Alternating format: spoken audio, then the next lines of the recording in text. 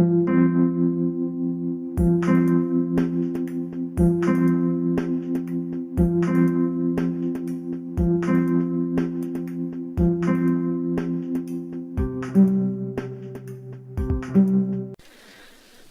Gundam fans, this is Prime92, and today I'll be looking at the 10144 high-grade GM Thunderbolt version. So this is the Grunt mobile suit. We have the Gundam, we have to have the Federation Grunt. I gotta say, I really like the design. It does have some new, some old pieces like the ones from the Gundam. The arms, all the joints, the upper legs. And I think that's about it actually, everything else is new. I love the little round thrusters all over it, which actually stay rather well compared to the Gundam. The new armor pieces, the chest, this really weird color, this yellowish color, I don't know, it looked weird, but on it, I really like it. You got the clear green visor. It does have a few more foil stickers than the Gundam. You got the forehead, back of the head.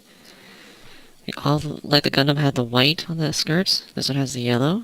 The V, all the little yellow verniers on the legs, the Earth Federation on the back, the yellow strips here, and the brown. So it is a little bit more, but it's not too bad, mostly detailing. You could probably get away without putting them on. And it has a smaller sheet of markings. So, it still, like I said, has the joints, so you have all that nice material molded in, even in the ankles. I might have forgotten on the Gundam. It's still nice and solid. I love how this thing looks. For being a GM, I really do like it. Very cool looking. The head goes up and down, and rotates. Arms are forward, and rotate. They have that same new kind of hinge for the arms, so you might bring them down. They look a little funny, so you gotta kind of raise them up. And they'll rotate and go out. And double jointed elbow. And I also like how the elbow pad is pegged in here, so when you bend the elbow, it moves. Ball jointed wrist. Ball jointed waist. It's not super movable, and the waist can move. The front skirts you can separate. Ball jointed side skirts, not that movable because they hit the stomach. All these go forward and back, separate from the waist, and then move forward a little back, out as far as the side skirts allow.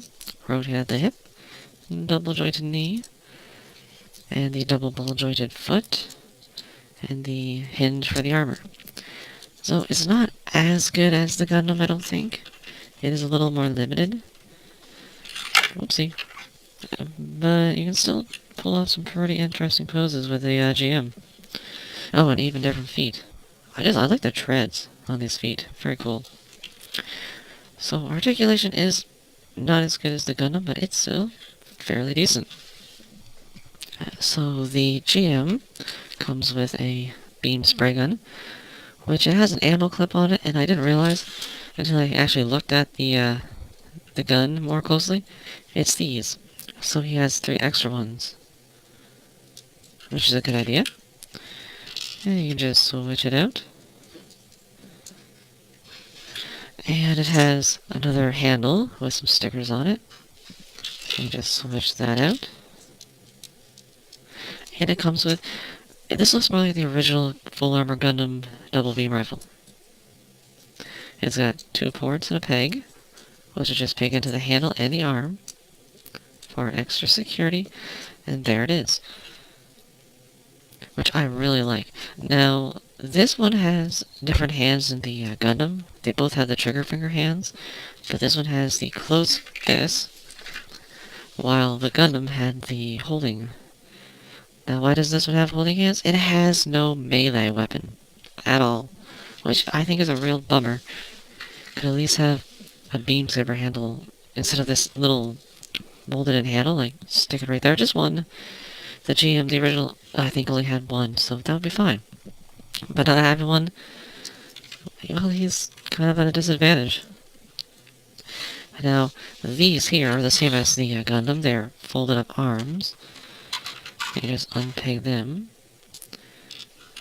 And you got the arms extended. Now, these ones are not like the Gundam. This joint is, but these are more draped down, and I don't like them. They're easier to put in, because there's just stuff around it. But then you have to try and get it around in front of the GM. And it's a little hard to do. Now with those, you get 2 of the original shields. You also get the arm connector.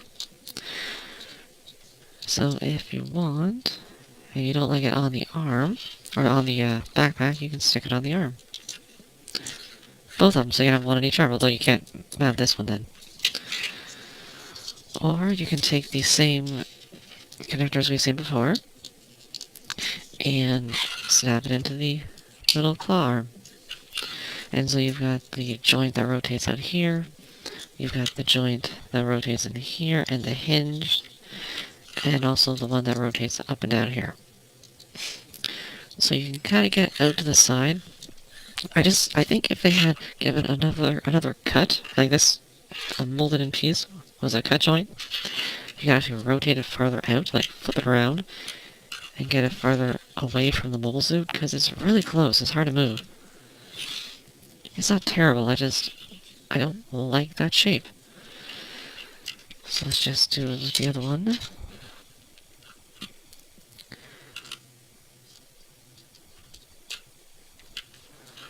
I mean, I guess you could kind of have it back here if you want, and have it behind the backpack.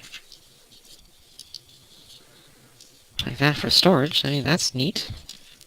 Couldn't use the thrusters, but, you know, if you're just standing there. So yeah, that's the accessories. I do like them. Like I said, I don't like the way the arms are molded. He could have really, like, gone for a melee weapon or two. So, without those few things, he is alright. The accessories are okay. So let's get the new GM with the original. And they're about the same height. They have a definite similar design. And how about a more modern one, the GM3? Which I think is my favorite GM. I just really like what they've done here. But this guy is possibly my second. He might be my favorite if it wasn't for the way the shield's molded in the lack of melee. But I really do like it. It is a good version of the GM. If you like GMs like I do, it is definitely worth a pickup. And it's another Thunderbolt mobile suit. So that's about it, and I'll see you at the next review.